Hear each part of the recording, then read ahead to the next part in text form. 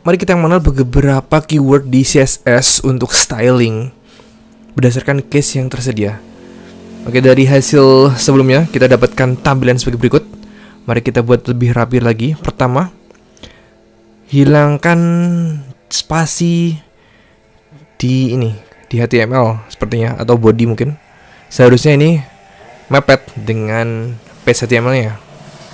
Kemudian dibuat ada jarak dari kotak, misal kotak hitam ini, dan teks di dalamnya. Mungkin sekitar 10-5 px. Oke, kita mulai dari hal tersebut. Tapi sepertinya agar lebih berbeda warnanya, untuk box putih ini kita buat sebenarnya light gray saja. Daripada putih seolah-olah tidak ada box. Light gray. Code-nya F4. Seharusnya ada previewnya di VS Code sebagai berikut. Nah, ini mendekati putih lah, tapi bukan putih. Oke, sudah nampak. Nah, ini ada warna grey-nya. Oke, pertama kita hilangkan dulu untuk jarak di bodinya. Ini antara body atau head. Body atau title.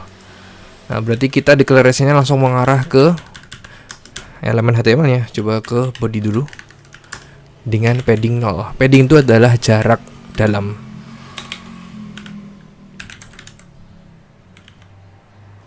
Oke, atau mungkin marginnya. Margin adalah jarak luar.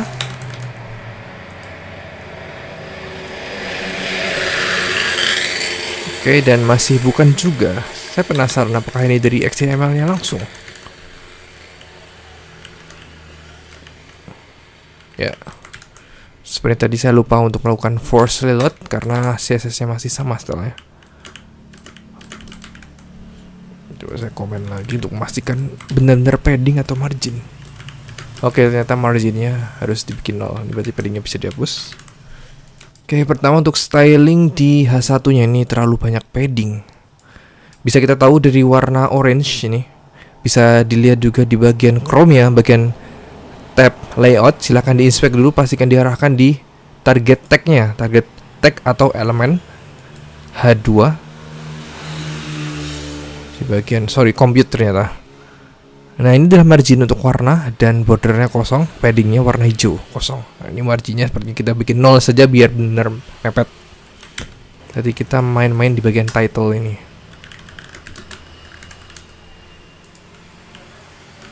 Oke, jangan lupa di force reload.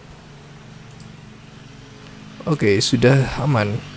Dan untuk kontennya saya samakan juga biar mepet untuk marginnya. Nanti kita buat lebih rapi lagi di bagian terakhir.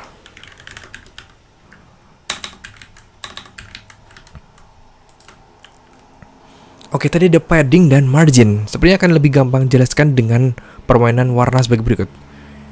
Kita cek dulu di box 1. Jika ditambahkan padding, misal 10 px, maka dia akan memiliki jarak sebagai berikut.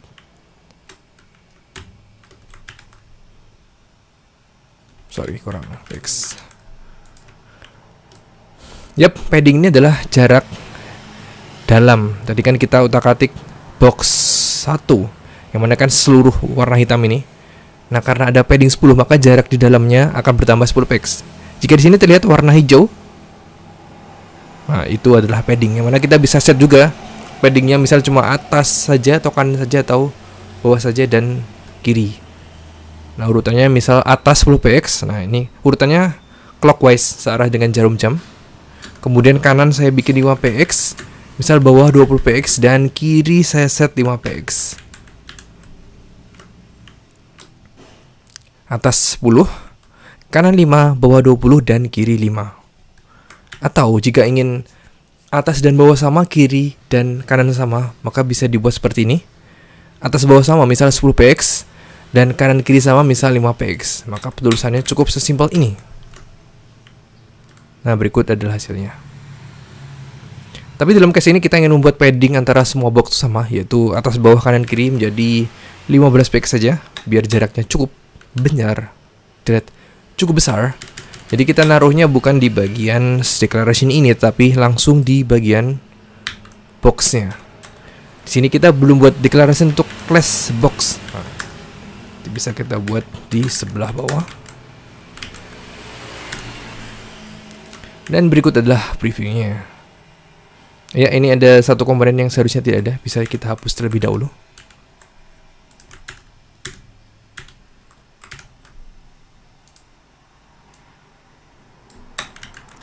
Oke, sekarang mari kita bicara seputar margin. Margin adalah kebalikan dari padding, yaitu mengatur jarak di luar. Kita ambil case di box 1. Coba saya tambahkan marginnya menjadi 10px. Sehingga hasilnya sebagai berikut. Kotak hitam tadi memiliki jarak di luarnya 10px. Bisa kita cek di sini ada warna orange. Nah, itulah margin. Dengan aturan yang sama seperti padding, bisa di set atas bawah, kanan kiri, atas kanan bawah kiri sesuai dengan arah jarum jam dengan penulisan yang sama persis dengan padding. Dalam case ini saya ingin marginnya hanya set bawah saja.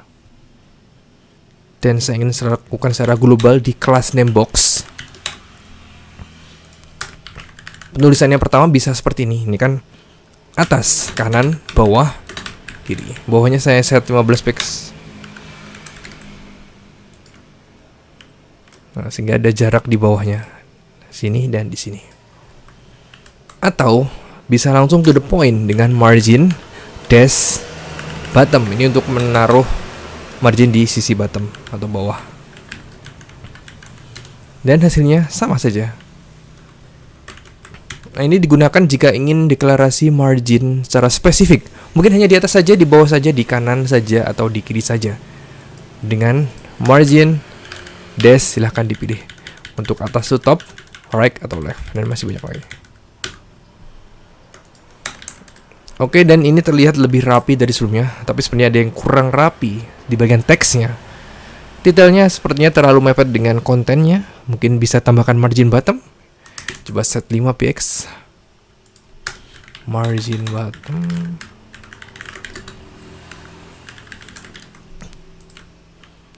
Oke, terlihat lebih rapi. Atau kita tambah just a little bit 10 agar kelipatan dari 5 biar seimbang terlihatnya. Oke, ini better. Dan coba kita tambahkan jarak space di teks ini, jadi agar lebih renggang teksnya, lebih enak dibaca juga. Bisa tambahkan namanya line height. Bisa dimulai dengan sepertinya 1,5